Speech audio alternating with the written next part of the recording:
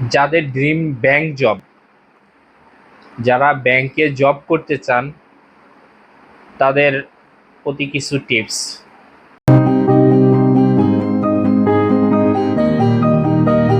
আসসালামু আলাইকুম, career by সবুজ চ্যানেলে আপনাকে স্বাগতম।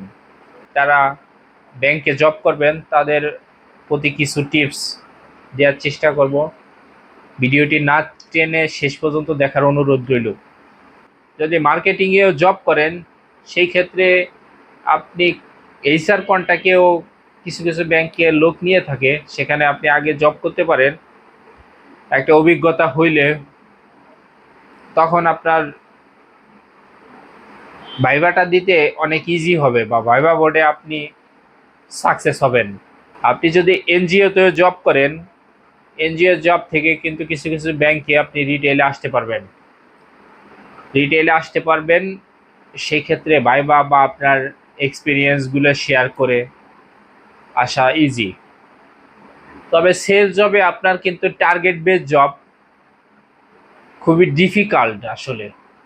মার্কেটিংয়েই থাকতে হয়। আবার দেখা গেছে কিছু কিছু ব্যাংকে আপনি যে সেল দিলেন, আপনি যে প্রোডাক্টগুলো সেল দিয়েছেন বা লোন আপনার মাধ্যমে ডিসবার্স হয়েছে, সেইগুলোর রেসপন্সিবিলিটি কিন্তু আপনি যতদিন আছেন ততদিন আপনার মনিটরিংয়ে ওই ফাইলগুলো থাকবে। আপনার ইএমআই কালেকশন করার ক্ষেত্রে কোনো গাফিলতি বা কোনো ছাড় কিন্তু দেওয়া হয় না ব্যাংক থেকে।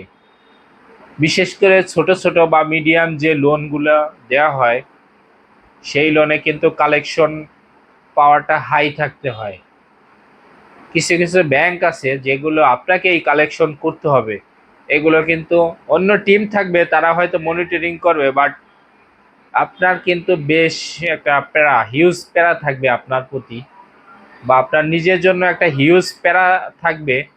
অবশ্যই কালেকশন কোনো মাসে হয়তো আপনাকে কাস্টমার টাকা দিতে চাইবে না ঠিক মতো, বা লেট হইতে পারে, তখন কিন্তু বসদের আপনার কথা শুনতে হবে, কৈফিয়ত দিতে হবে। ডিউ টাইমে আপনার কালেকশনটা ম্যান্ডেটরি। ব্যাংক কিন্তু ডিউ টাইমের বাইরে এটা অ্যালাউ করে না। তবে ক্যারিয়ার আছে ব্যাংকে, যদি আপনি কাজ করতে পারেন অনেক কিছু মেনে নিয়ে, বা পরিশ্রম ছাড়া তো কিছু পসিবল না। সো আপনাকে যে সেক্টরে আপনি কাজ করেন পরিশ্রম করতে হবে। যদি আপনার পারফরমেন্স ভালো হয় তাহলে আপনি অনেক উপরে চলে যেতে পারবেন, আপনাকে কেউ ঠেকাইতে পারবে না।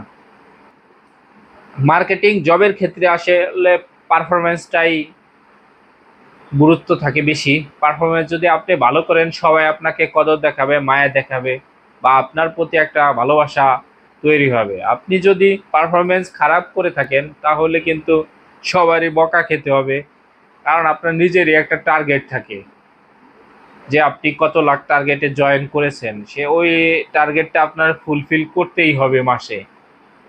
আবার এদিকে কালেকশনটাও আপনাকে ফুলফিল করতে হবে।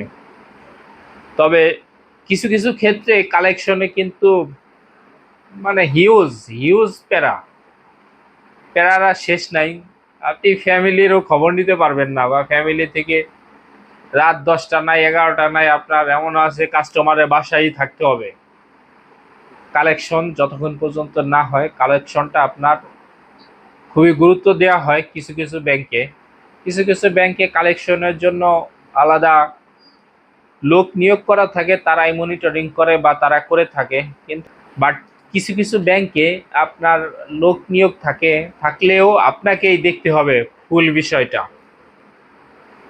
সো মনিটরিংয়ে যদি আপনার, ধরেন আপনার কোনো কলিগ চলে গেল, তার কোনো ফাইল লোন দেয়া ছিল, সেই ডিফল্ট লোনটা যদি ডিফল্ট করে ডিউ টাইমে ইএমআই না দিয়ে থাকে, তাহলে কিন্তু ওই লোনের পুরো ওই লোনটা যদি আপনার মনিটরিংয়ে চলে আসে, আপনার আইডিতে চলে আসে, তখন কিন্তু আপনার মানে কাজের ফোকাসই হারিয়ে ফেলবেন।